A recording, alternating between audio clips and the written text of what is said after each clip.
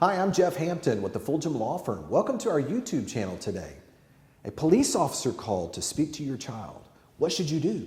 Should you speak to him? Should you not?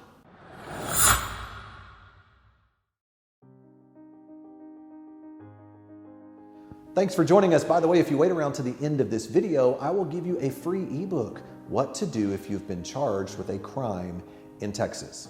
Okay, listen, it's a scary thing to think all of a sudden you get a phone call from either a school resource officer or you get a phone call from a police officer calling to say, I need to speak to your child. I need to meet up with you because we have reason to believe your daughter or your son has committed a crime. What do you do? Should you cooperate? Do you go in and speak to them?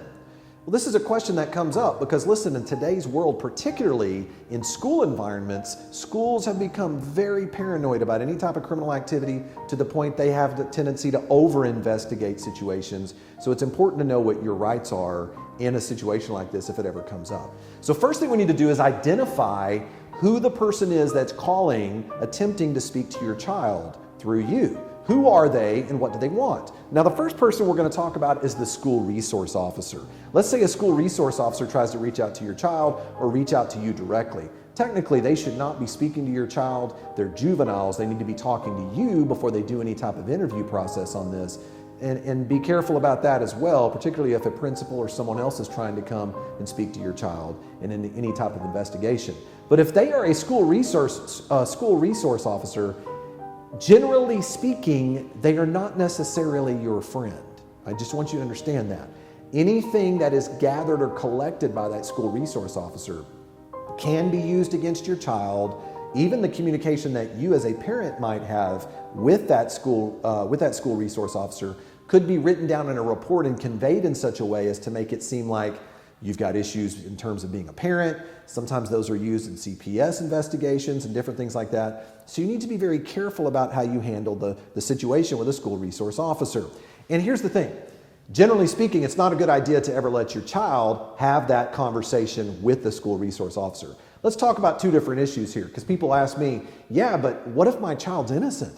What if my child didn't do anything wrong? What if we know for certain that there was nothing that took place here, but they're still coming after us? Well, number one, if they're innocent, be careful. Because once again, I don't know anything about your school resource officer, but there can be some that are genuinely caring and kind and want to get to the bottom of a situation. There can be others that have kind of already made up their mind about what they think happened here. So the thing you're doing is you're putting trust, your child's life, you're entrusting a school resource officer to hopefully write down that information and convey it in the right way. Be really careful about that, because in doing that, if you are innocent, those statements, what if they ask you questions corroborating other witnesses' points, but it doesn't go directly to the crime itself? Sometimes a very resourceful school resource officer can sit down and actually try to ask questions to paint a picture that might make it appear like your child has done something they did not do. So if you're innocent, be careful talking to them. What if you're guilty? That's the other question. People say, yeah, but what if my son or daughter did it? It's pretty clear that they did it. Even more of a reason not to go speak to the school resource officer. It's even more of a reason, because now you go in and you start admitting to certain things. What are they going to do? They're going to be asking you surrounding questions. Now what seems to be a small issue can balloon into a major issue where I can very much guarantee you're going to end up getting follow-up calls. It could lead to a detention at the juvenile services. You can end up running into some big problems, okay? So school resource officer, number one, be very careful talking to them, whether you're innocent or guilty. It doesn't matter either way. Very important not to have a conversation with them without an attorney. Number two, what if a detective calls you? Well, here's the thing. If a detective calls you, you know where you're at. You know this is going full steam ahead, a full criminal investigation. A detective's not going to be calling you to speak to your daughter or your son or to you about this unless they've already gathered some information that they're believing they're moving forward with. So this is why this is so very important. The detective is going to have the parent's permission in order to have that conversation with their child. So it's important to recognize, you'd say, well, we're going to go sit down together and go through all this. Well, if you're innocent, be careful. Remember, the detective is trained on how to interrogate people, okay? So it's not going to turn out like you and your daughter or son are going to just sit down and tell your story. That's not the way it's going to go. Instead, it's going to turn out where your son or daughter is being interrogated with information. What if they start to stumble? What does it mean to look guilty? What if the officer looks at your son or daughter and says, you look guilty to me, I don't like your answer? Well, sometimes looking guilty seems very similar to being nervous. Sometimes looking guilty is, very, very similar to, feeling upset about things and not just nervous, but to the point where you're looking for help from your parent, right? These are children that we're talking about here. It's really important not to go talk to that detective, whether you're innocent and especially if you're guilty, because everything you and your child says can be used against you in the court of law, and things that you might be saying innocently could be misinterpreted. They could be misconstrued. I mean, think about this. What if they're manipulated? What if something you have said or your child has said is now being twisted around to make it look like you're admitting to something? Don't put that kind of trust in the hand of a detective, okay?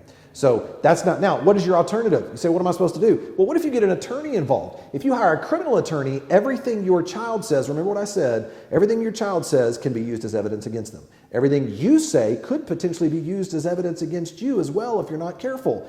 But here's the thing, everything your attorney says is hearsay, and as a result of that, it cannot be used against you or your child. And so it's important to make sure you have an attorney act as that firewall, that separation between you and that detective who may have already made up his mind that your son or daughter has committed a crime. So sometimes cases can also be preempted by your criminal attorney. Because at the end of the day, the detective just has what they have. You don't need to help them try to come up with anything extra. And many times a good criminal attorney can get out in front of it. They can be talking to the juvenile services department. They can talk to the probation side of it as well as the district attorney side. And sometimes that evidence may be very, very weak, or it might not be that serious of a crime that it could be cut off and maybe not move forward. We've had cases where there's no file decisions related to juvenile crimes, okay?